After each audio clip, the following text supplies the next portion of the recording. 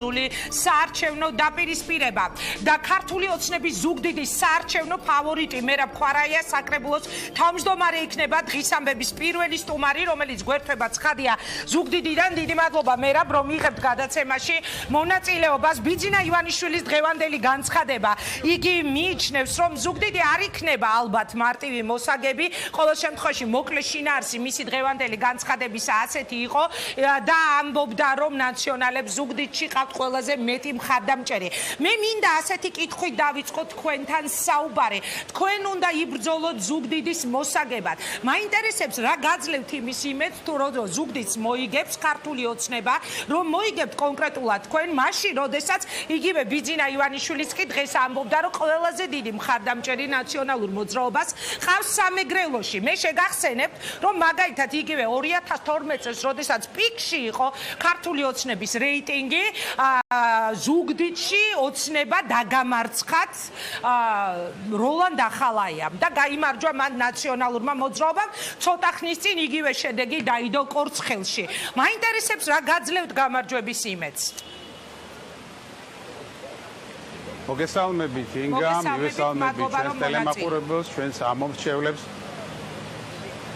ზუგდიდში არის ჩინებული ამინდი, როგორც პირდაპირ ასევე გადატანითი მნიშვნელობით ზუგდიდი, ისევე როგორც მთელი საქართველო ცხოვრობს საარჩევნო რეჟიმში და მე მინდა ვთქვა, რომ ნამდვილად თამამად შეგვიძლია ვთქვა, ყველა პარტიას, ყველა პოლიტიკურ ორგანიზაციას აქვს თავისუფლად საარჩევნო კამპანიის ჩატარების შესაძლებლობა 2012 წლისგან განსხვავებით.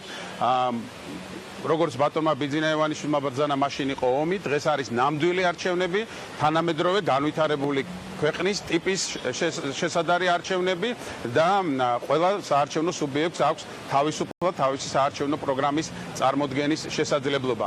რაც შეეხება სამეგრელოს და ნაციონალურ მოძრაობას, წლების განმავლობაში ნამდვილად სამეგრელო და ზუგდიდი იყო დასაყრდენი ნაციონალური მოძრაობის და ჩვენ კარგად გვახსოვს, თუ რა ხდებოდა 2012 წლის არჩევნებზე სამეგრელოში და ზუგდიდში. მე ვიყავი უშუალო მონაწილე ამ პროცესების.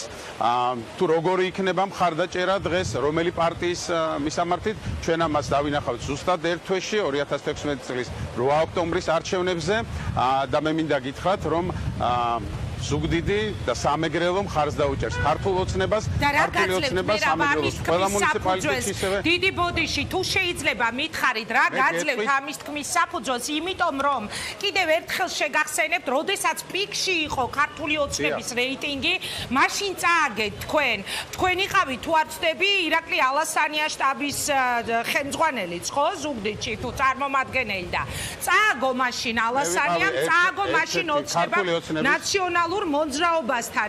დღეს, როდესაც ჩვენ ვნახეთ, რომ 3 თვის წინ კორცხელი მოგიგეს ნაციონალებმა, როგორ რა გაძლევთ აი ასეთ მხარ არგუმენტს თქვენ, რომ გაიმარჯვეთ? 2012 წელს მე ვიყავი კოალიცია ქართული ოცნების შტაბის ერთ-ერთი ხელმძღვანელი და კიდევ ერთხელ გამეორდები, ეს არ იყო არჩევნები. ეს იყო ნამდვილი ომი, სადაც ძალიან ბევრი აკრძალული მეთოდი იყო გამოყენებული სახელმწიფო სტრუქტურების, მათ შორის ძალოვანი სტრუქტურების მხრიდან.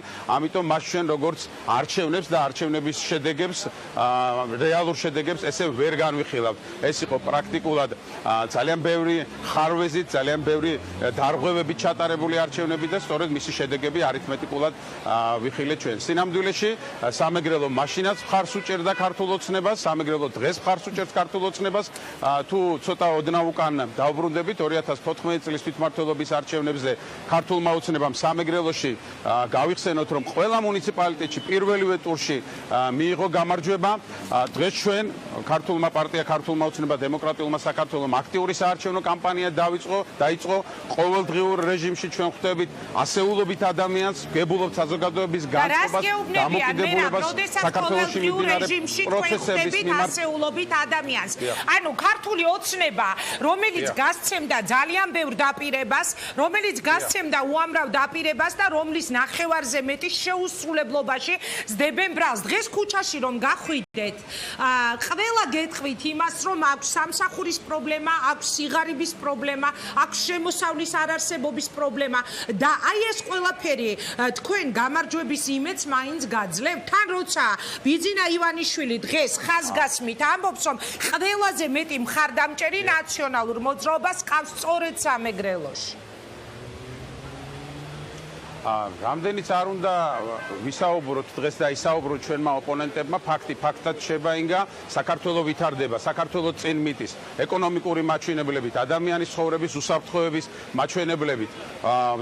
აი ვიხილეთ ჩვენ ნატო საქართველოს შეხვედრაზე თუ რა შეფასებები გაკეთდა საქართველოს მიმართ ნატოს წევრი 28 ქვეყნის შეფასება გახდათ ის რომ მოწონებული არის ის რეფორმები და ის კურსი რომლითაც საქართველოს ხელისუფლება ხელმძღვანელობს მისი ნაწილი გახლავთ საარჩევნო გარემოც რომელიც არის აბსოლუტურად თავისუფალი მედია თავისუფალი ბიზნესი თავისუფალი გარემო საარჩევნო გარემო, თავისუფალი ადამიანი. აი ეს არის ქართული ოცნების ძირითადი დამსახურება, რომელსაც საზოგადოება გძნობს და მიესალმება. მედიის თავისუფლებაზე მედა თქვენ შეგვიძლია ცალკე ვიდაოთ. ეხლა არ მინდა რომ ჩემი შეკითხვების დრო წაიღოს ამან მარტო ის დაგეგმილი exit poll-ი, რომლის მიხედვითაც საზოგადოებრივი მაუწყებელი GDS-ი, იმედი და მაესტრო ერთ გამოკითხვებს ატარებენ, რომელიც exit poll-ები იქნება არჩევნების დღეს, ჩემთვის პირადად უკვე კითხვას აჩენს, იმას კი აღარ გავიხსენებ, ზოგადად მედია მიმართულებით რაც ხდება. ამაზე არ მინდა ეხლა საუბარი, ცოტა უფრო განსხვავებული კითხვები მაქვს თქვენთან. მერაბ, ნაციონალურმა მოძრაობამ ზუგდიდში, არა თქვენს კონკურენტად, მაგრამ ზუგდიდს ორი კანდიდატი ეყოლება მაჟორიტარობის, დააყენა არც მეტი, არც ნაკლები სანდრა რულოვსი. ყოფილი პირველი ლედი, რომელიც ვხედავთ, რომ საარჩევნო კამპანიას ნახევარჯერ მეგრულად წარმართავს, მღერის მეგრულ სიმღერებს და არის ძალიან პოპულარული ხო სამეგრელოში. როგორ ფიქრობ დღეს ნაციონალურ მოძრაობას რა პროცენტი დაუჭერს მაშინ მხარს თუნდაც ზუგდიდში? რატო გეღიმებათ ამ ჩემს შეკითხვაზე? ინგა არის თუ არა ქალბატონი როლოვსი პოპულარული, ამაზე პასუხს არჩევნები გაგვცემს. მე ერთ რამეს გეტყვით, ჩვენ პატივისცემთ ყველა საარჩევნო კანდიდატ სუბიექტს, მათ შორის ქალბატონ როლოვს, სხვა კანდიდატებს, რომლებიც არიან და ზუგდიდი მართლაც ძალიან აქტიური საარჩევნო ცხოვრებით ცხოვრობს, იმიტომ რომ აქ თითქმის ყველა პარტიამ დაანონსა და წარმოადგინა თავისი კანდიდატები. მერწმუნეთ, რომ ყველაზე დიდი შანსი ფაქტობრივად ჩვენ შეიძლება ვთქვათ, რომ დამაჯერებელი გამარჯვების შანსი პირველივე ტურში აქვს ერთადერთი ქართული ოცნების კანდიდატებს და ჩვენ ამას დავინახავთ არჩევნების შედეგებით. მე კიდევ ერთხელ დავასრულებ, რასაც წეღავ საუბრობდი, ძალიან ბევრი საქმე, რომელიც გაკეთდა სამეგრელოში, ძალიან ბევრი წინა საარჩევნო დაპირება, რომელიც 2012 წელს იყო მიცემული საზოგადოებისთვის. მე დავიწყე საუბარი თავისუფლებაზე, რომელიც თავისუფლებაც და ადამიანთა უფლებები, რომელიც მოიტანა ქართულმა ოცნებამ, მათ შორის სამეგრელოში და მათ შორის ზუგდიდში, ყველაზე მძიმე და ყველაზე დაზარალებულ რეგიონში, საქართველოს ყველაზე დაზარალებულ რეგიონში. ეკონომიკური პროექტები, რომელიც დაიწყო სამეგრელოში და მინდა გითხრათ, რომ 4 წლის განმავლობაში დაახლოებით 1300 ინფრასტრუქტურული პროექტი განხორციელდა. ის ძალიან საინტერესო სოციალური და ჯანდაცვის პროექტები, რომელსაც ახორციელებს საქართველოს ხელისუფლება და მათ შორის ამ სიკეთეს ღებულობს ჩვენი საზოგადოება. ორი ძალიან საინტერესო პროექტი ასევე საუნივერსიტეტო კლინიკა სოფელ რუხის ტერიტორიაზე, რომელიც ჩვენი 2012 წლის დაპირება იყო და რუხი მოლი, რომელიც უკვე დასრულებული პროექტია. UEFA-ს მესამე კატეგორიის სტადიონი, რომელიც ზუგდიდში ინგურქაღალდ კომბინატის ტერიტორიაზე შენდება და ეს უბანი ხელახლა ცოცხლდება და ახალ სიცოცხლეს იძებს. სხვა მრავალი პროექტები, რომელიც ზუგდიდში განხორციელდა, ეს ყველაფერი ხალხის თვალწინ ხდება. საზოგადოება ყველაფერს ხედავს. როგორ ფიქრობთ? ლიტონის სიტყვები ეს არის დასრულეთ თუ გნებავთ, მაგრამ ეს თქო ხალხზე აისახა ეს პროექტები. ეს არ არის სერელეს სიტყვები, ეს არის რეალობა. საზოგადოება ამას ხედავს. საზოგადოება ხედავს, რომ ქართული ოცნების ძირითადი გზავნილი, რომ ადამიანი იყოს ძირითადი ღირებულება ქვეყანაში, ეს არის შენარჩუნებელი, ეს არის ხელშეუხებელი ხელისუფლება, რომელიც მოვიდა არის ხელმისაწვდომი. ამ ადამიანებთან საუბარი შეიძლება, მათთან ურთიერთობა შეიძლება. ისინი მსახურების რეჟიმში არიან. მართალია და აბსოლუტურად გეთანხმებით, რომ ბევრი საქმის გაკეთება მოესწრო, გასაკეთებელია ძალიან ბევრი რამ. ამიტომაც ქართული ოცნების ძირითადი გზავნილები სწორედ ეს გახლავთ. სწრაფი განვითარება და სახალხო კეთილდღეობა. თავისუფლება ჩვენ უკვე მივიღეთ, მას კიდევ უფრო გამტკიცება და ადამიანთა უფლებებს გეთანხმებით, რომ ყოველდღიური დაცვა და ზრუნვა მერაბ ერთი კითხვა მინდა თუ შეიძლება რომ დაგისვათ ისე გამოვიდა რომ რეალურად ქართული ოცნება ამ არჩევნებზე გამოდის ისევ 2012-ის პათოსით. მხედველობაში მაქვს ციხის კადრები და ფილმი, რომელიც რეჟისორმა ხაინდრავამ გადაიღო, როგორც ივანიშვილმა თქვა, მისი იდეით, სახელიც კი მისი იყო და მისი ფინანსებით. ანუ შეიძლება თუ არა ასეთი ხალხს გაუჩნდეს ასეთი მოსაზრება და დამერწმუნეთ, რომ ძალიან დიდი ნაწილი სვამს ამაზე კითხვას და თავისი დასკვნაც აქვს გაკეთებული, რომ ბევრი სათქმელი არაფერი აქვს ქართულ ოცნებას, რომლის მთავარი დაპირება და მთავარი მესიჯები, რაც გვპირდებიან სამომავლოდ არავის მოგვისმენია, გამოდის ამიტომ სახელისუფლებო გუნდი ისევ ციხის კადრებით, ისევ იმ პათოსით, რითიც მოიგო 2012-ის არჩევნები. მე ვერ დაგეთანხმებით ინგა ამ პათოსში, იმიტომ რომ პირადად ჩემი სუბიექტური და ჩემი თანამოაზრების ქართული ოცნების ძირითადი ხედვა არის, რომ ჩვენ ვიყოთ ორიენტირებული აწყოზე, ვიყოთ ორიენტირებული მომავალზე, თუმცა ის რომ წარსული ჩვენი ნაწილია, ამას ჩვენ ვერ გავექცევით.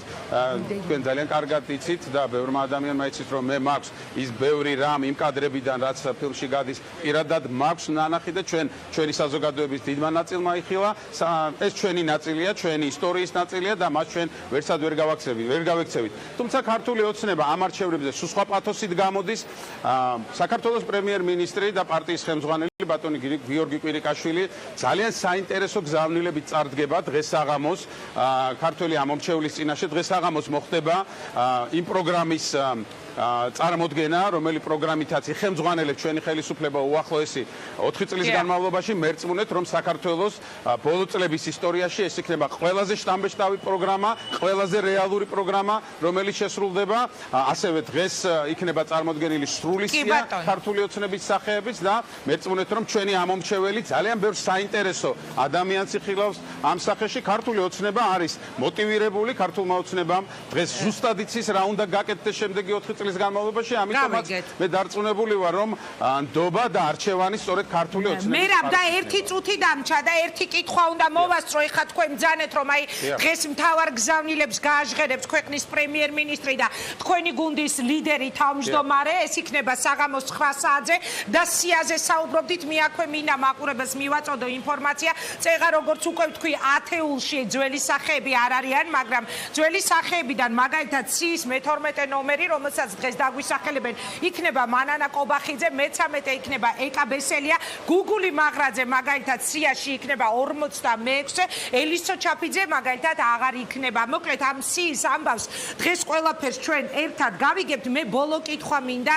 დაგისვათ, კი გააკეთა დღეს ბიძინა ივანიშვილმა განმარტება, რომ მეო მართლობის კონტექსტში ვახსენეო, ზვიად გამსახურდია, მაგრამ როგორ ფიქრობთ, ამ არჩევნების წინ მისი ფრაზები ზვიად გამსახურდიას უნარჩვევებთან დაკავშირებით და მართლობასთან დაკავშირებით ხომ არ დაარტყამს ქართული ოცნების შედეგებს ცნობილი დამოკიდებულებიდან სამეგრელოში საქართველოს დამოუკიდებელი საქართველოს პირველი პრეზიდენტის მიმართ.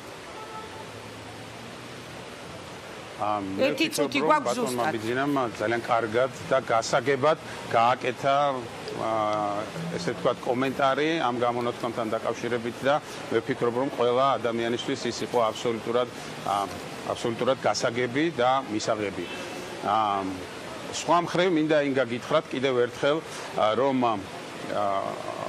ქართული ოცნება და მე საუბრობ ამაზე ძალიან გულწრფელად და გულღიად, არის უპირობო ლიდერი, როგორც საქართველოში, ასევე ზუგდიდში.